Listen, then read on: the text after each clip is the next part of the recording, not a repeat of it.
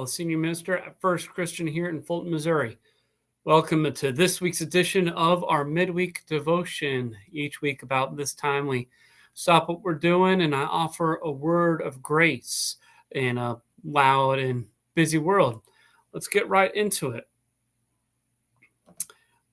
Have you ever had someone ask you, "How are you?" and you say something other than, "I'm good, how are you?" Have you said, "I'm fine," or the Midwest staple, "living the dream"?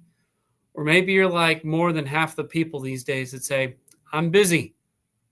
Honestly, it seems like the default setting for life in this time is busyness. Calendars are jam-packed. Days are completed in a fury of errands. Nights are restless too, especially when you dream your way through the next day's schedule only to wake up and realize you have to live it.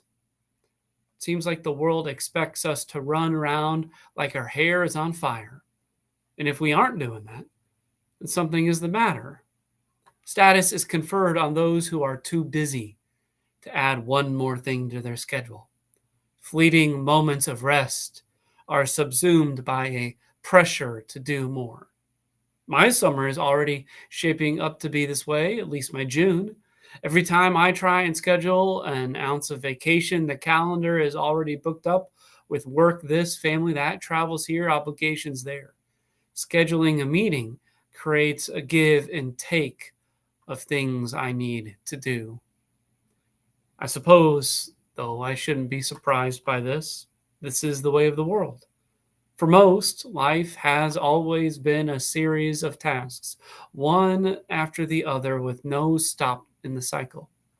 Historically, those with means have opted out of this cycle by foisting those meaningless tasks on the backs of those without.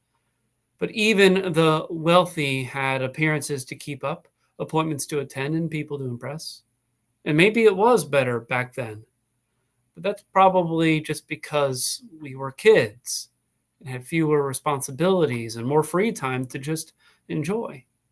I can only assume the adults in the room felt the pressure of living acutely, even if they hid it from us as we grew up. One of the problems of this is when our faith is dragged into this system of relentless movement, of nonstop action, of doing and doing and doing more. Christianity just becomes another cog in the wheel of daily life. Our faith gets turned into a to-do list. Prayer becomes a box to check off so I can get to another box. Attending and serving and helping and loving the least, last, lost, and little becomes another task just to get out of the way on the way to the next thing.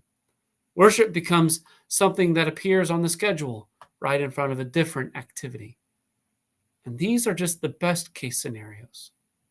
If we're not faithful, if we're not careful, even if we are, religion serves as another tool with which to increase our trouble and anger.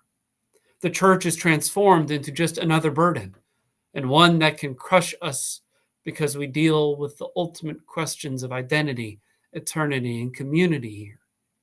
No wonder people opt out if church just becomes another part of a crushing load. However, this isn't the way of Jesus.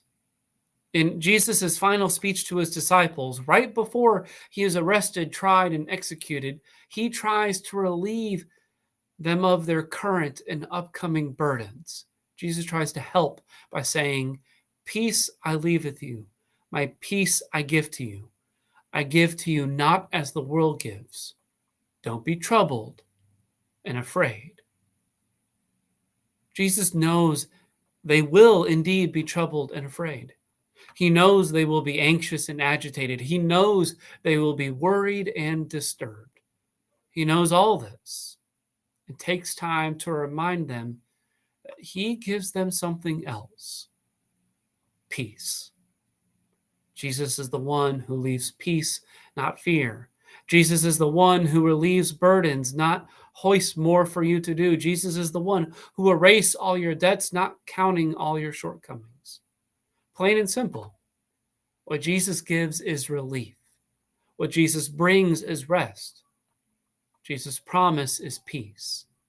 That place in time and feeling when everything is as it should be. For me, it's the rest I feel when I crack open a beverage and sit down on my deck after working outside all day, or when I step back and admire all the hygiene packs we put together as a church to help people stay healthy, or the elevator ride after a good visit with someone in the hospital, or watching my daughter and her friends spin on a swing, belting out laughter. Jesus leaves us with these peaceful moments, these glimpses into his kingdom where all wrongs have been made right. These moments are gifts amid the tempest of the world, reminders of a future with a foundation built in peace. If you're anything like me, actually receiving such a gift feels like a miracle after living in today's world that always demands more. So this summer and always, be on the lookout for these peaceful moments, those moments where everything seems to be just so. They just might be a snapshot of heaven. Thanks for joining me for this week's devotion. Please like and share it with someone who you think needs to have this reminder that Jesus gives us peace.